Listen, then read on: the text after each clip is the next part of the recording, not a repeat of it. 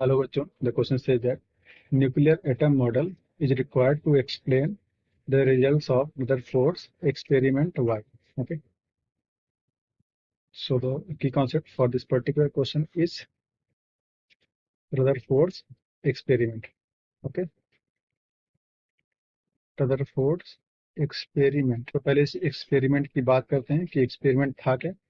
इन्होंने क्या किया, एक गोल्ड फॉइल लिया इस तरह से।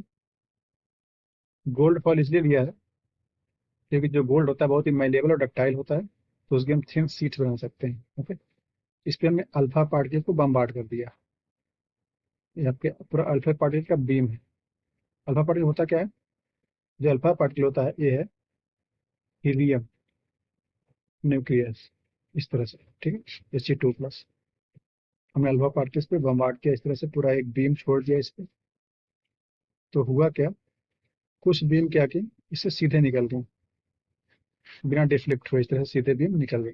ठीक। लेकिन कुछ जो थी वो डिफ्लेक्ट हुई, किसी एंगल पे ये गई, कुछ डिफ्लेक्ट हो गई इस तरह से,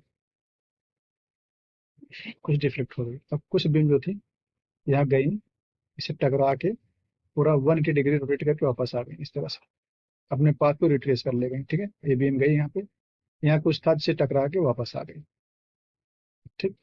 अब देखिएगा, जो अल्फा है उस पर +2 चार्ज है, तो हो क्या रहा है, डिफ्लेक्शन हो रहा है, मतलब अंदर कुछ ना कुछ तो प्लस चार्ज है। ठीक है। और कुछ बीम जो है और सीधे निकल गई, तो मतलब यहाँ पे जो है इम्पटी स्पेस है, यहाँ पे कुछ भी नहीं है। लेकिन कुछ जो बीम गई टकरा के एकदम वापस आ गई, तो मतलब यहाँ पे जो है, यहाँ पे कुछ सॉलिड चीज है, यहाँ पे जो है इतनी दूर कुछ सॉलिड है।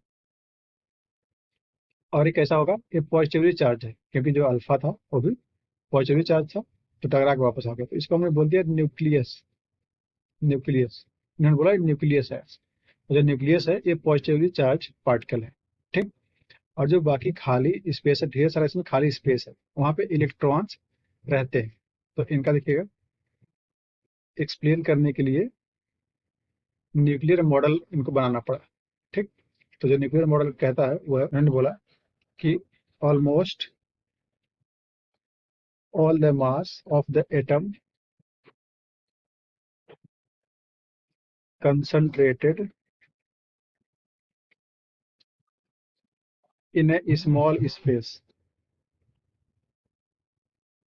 in a small space inside the atom,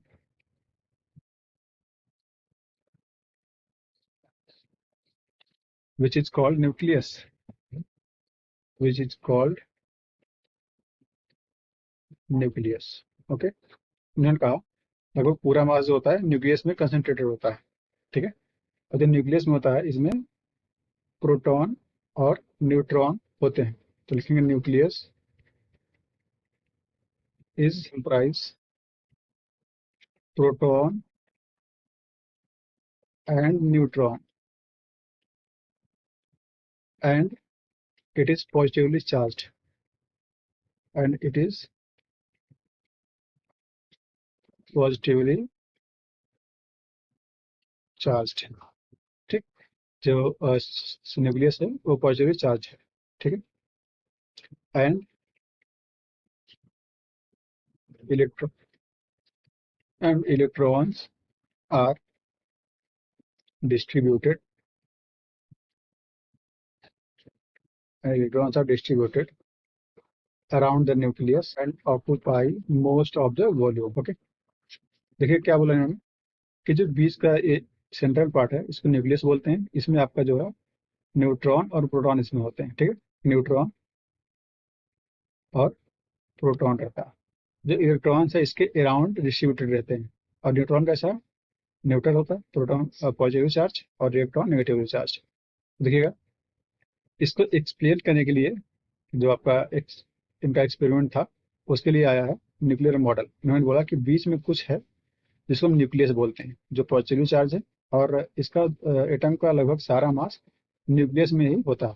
बाकी स्पेस इम्पटी है, देखिए इलेक्ट्रॉन अल्फा पार्टिकल सीधे निकल गए थे, तो इम्पटी स्पेस है। लेकिन यहाँ पे सारा मास है जहाँ से अल्फा पार्टिकल पास नहीं कर पाए थे और टकरा के वापस आ गए थे। ओके। तो ये आपका न्यूक्लियर मॉडल और experiment. Hope you understood it well. All the best.